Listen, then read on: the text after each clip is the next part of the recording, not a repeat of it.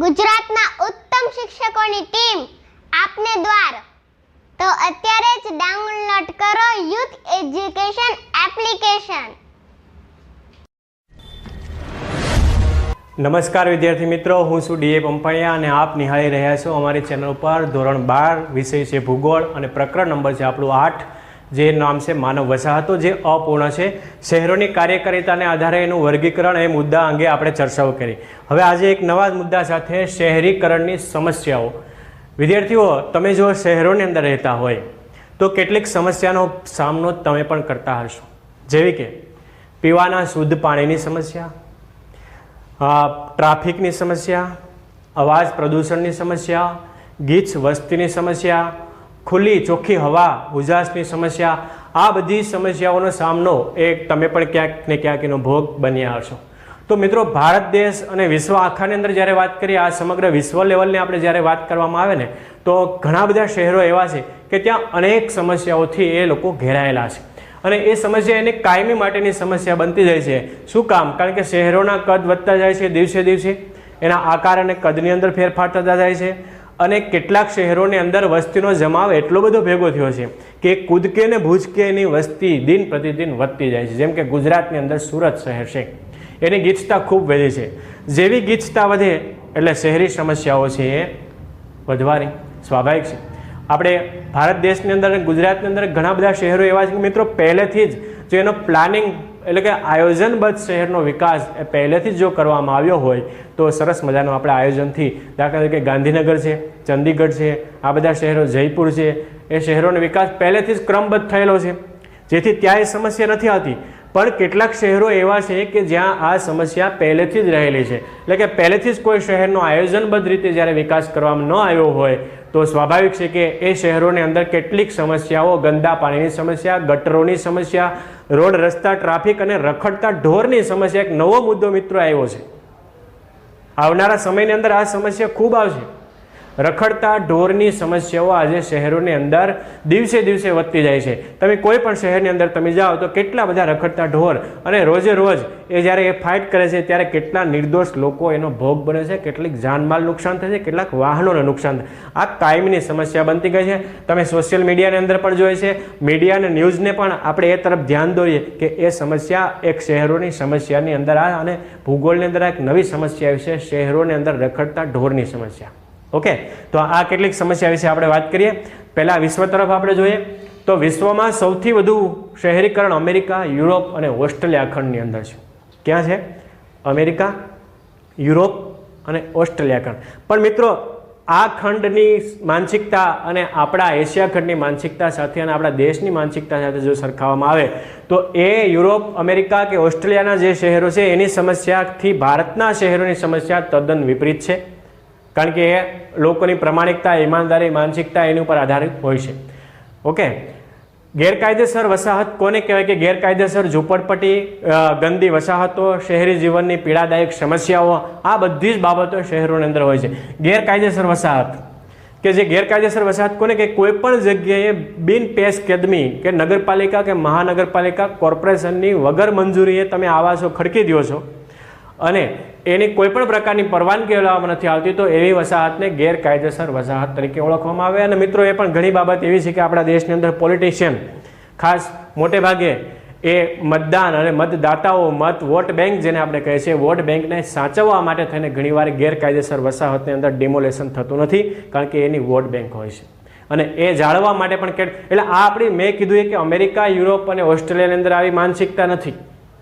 ત્યાં ગેરકાયદેસર વસાહતનું પ્રમાણ બિલકુલ ઓછું. પણ ભારત અને એશિયા ખંડની અંદર આપણે જોઈએ તો ગેરકાયદેસર વસાહત અને બીજું આવ્યું છે ઝૂંપડપટ્ટી, ગંદી વસાહતો, જેને સ્લમ્સ એરિયા કહેવામાં આવે છે. એવી ગંદી વસાહતોની સમસ્યા પણ શહેરોની અંદર જીવન પીડાદાયક બનાવ્યું છે. આપણે વાત કરીએ કે મુંબઈ જેવા મહાનગરની અંદર એશિયાની મોટી ધારાવી ઝૂંપડપટ્ટીની આપણે વાત આવે છે. ઝૂંપડપટ્ટી, જે ધારાવી ઝૂંપડપટ્ટી છે, તો એની અંદર કેટલી, એક ગલીઓ, એક સાયકલ જો જતી હોય ને બીજી સાયકલ સામે મળે તો પણ એટલી જગ્યા નથી. આવી નાની નાની સાંકડીઓ, ગલીઓ છે, 2-3 માળના એકદમ ઝૂંપડા બનાવેલા છે. હવે આની અંદર જે લોકો રહેતા હશે એની કેટલી બધી સમસ્યાનો સામનો કરતા હશે. એટલે જીવન આ કીધું કે પીડાદાયક થઈ ગયું છે. શહેરી જીવન છે પીડાદાયક, દિવસે દિવસે બનતું જાય છે. બીજી એક વાત કરીએ કે વિશ્વમાં અંદાજે 60 કરોડથી વધારે લોકો અસુરક્ષિત રહે છે. અસુરક્ષિત એટલે કોઈ હુમલો નથી કરતા એની ઉપર, પરંતુ પીવાના શુદ્ધ પાણીની સમસ્યા, આવાસ માટેની એક શુદ્ધ વાતાવરણ જે મળવું જોઈએ, એ શુદ્ધ હવા જે મળવી જોઈએ એની સમસ્યા, રોડ રસ્તાની ટ્રાફિકની સમસ્યા, ઘોંઘાટિયું વાતાવરણની સમસ્યા, ખુલ્લામાં શૌચ ક્રિયા કરવા માટેની સમસ્યા, આ બધી સમસ્યાઓથી 60 કરોડથી વધારે લોકો અસુરક્ષિત જીવન જીવે છે. આ એક અહેવાલ છે. બીજી બાબત, આફ્રિકા ખંડની અંદર આપણે વાત કરીએ તો 1/3 ઘરોમાં પીવાના પાણીની સમસ્યા છે. મિત્રો, વિશ્વના સૌથી વધારે ગરીબ દેશ જો કોઈ આવેલા હોય ને તો એ આફ્રિકાની અંદર છે. આફ્રિકા ખંડમાં 1/3 ઘરોની અંદર પીવાના શુદ્ધ પાણીની સમસ્યા છે.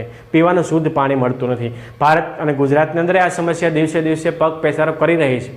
બીજી બાબત, ભારતમાં 10 લાખથી વધારે વસ્તી ધરાવતા શહેરો, ભારતમાં 10 લાખથી વધારે વસ્તી ધરાવતા શહેરોમાં 4 વ્યક્તિથી એક નાગરિક રહે છે કે જે ગેરકાયદેસર વસાહતની અંદર રહે છે. 4 વ્યક્તિ તમે જો, એક વ્યક્તિ છે ગેરકાયદેસર વસાહતની અંદર વસવાટ કરતો હોય. આ ભારતની વાત છે મિત્રો. અને કયા શહેરની વાત છે કે 10 લાખથી જેની એટલે મહાનગરપાલિકા, ભારતની અંદર જેટલી મહાનગરપાલિકાઓ છે, આ મહાનગરપાલિકામાં દર 4 વ્યક્તિએ એક વ્યક્તિ એવો છે કે જેને નગરપાલિકા મહાનગરપાલિકાની કોઈ પણ પ્રકારની મંજૂરી નથી લીધી અને ગેરકાયદેસર વસાહત ખડકી અને બેઠા છે અને એ લોકોએ વસવાટ કરે છે. છતાં મેં તમને કીધું એ પ્રમાણે કે વોટ બેંક સાચવવા માટે થઈને આપણી રાજનીતિ જે છે એ ઘણીવાર આવી ગેરકાયદેસર વસાહતને એ કાયદેસર વસાહત કરતી નથી, અથવા તો એ જે સ્થિતિની અંદર છે એ સ્થિતિની અંદર એને એ સ્વરૂપે એ ટ્રાફિકની સમસ્યા આવશે, ગટરોની સમસ્યા આવશે, રહેવાની સમસ્યા આવશે, વીજળી બિલની વીજળી જે લાઇટ છે એની સમસ્યાઓ આવશે.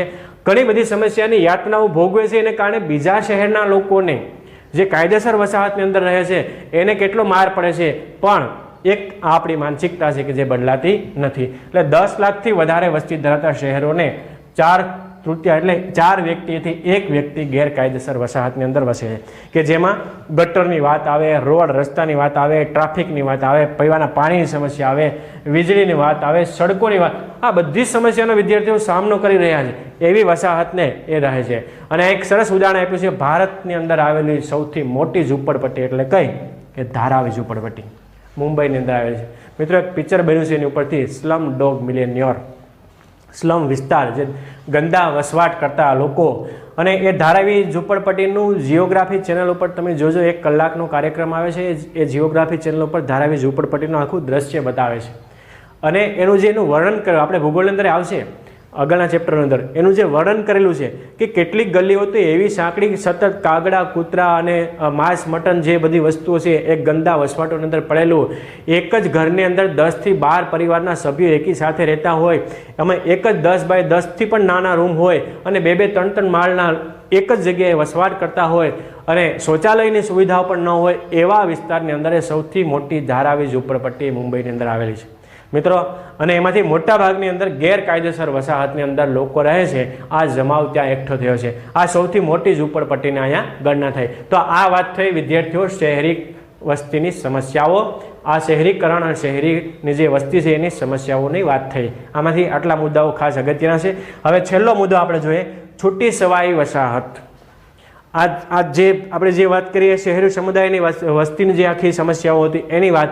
હવે આપણે છૂટી છવાઈ વસાહત ક્યાં જોવા મળે એવો પ્રશ્ન આવે તો છૂટી છવાઈ વસાહત હંમેશા પર્વતીય પ્રદેશો, રણ વિસ્તારો, ઉચ્ચ ભૂમિ પ્રદેશો, ટેકરાળ વિસ્તારો, એવા વિસ્તારોની અંદર છૂટી છવાઈ વસાહત જોવા મળે છે. શું કામ કે ત્યાં ખાસ મુખ્ય પ્રવૃત્તિ એટલે ખેતી અને એની આનુષંગિક પ્રવૃત્તિઓ, પાણીની સમસ્યા વગેરે કોઈ સમસ્યા એ નડતી હોય એવા વિસ્તારની અંદર છૂટી છવાઈ વસાહત જોવા મળે છે. જેમ કે આપણે અહીં કેટલાક ઉદાહરણ આપ્યા છે. ભારતમાં ક્યાં જોવા મળે તો ઉત્તર કર્ણાટક જે કર્ણાટક રાજ્ય છે એનો ઉત્તર ભાગ, હિમાલય પ્રદેશનો અમુક ભાગ છે કે જ્યાં ખૂબ પહાડી વિસ્તાર આવેલો છે, ઠંડા પ્રદેશો આવેલા છે તો એ વિસ્તાર. ત્યારબાદ સિક્કિમ રાજ્ય છે તેની જગ્યાએ, ત્યારબાદ પશ્ચિમ બંગાળ છે ત્યાં.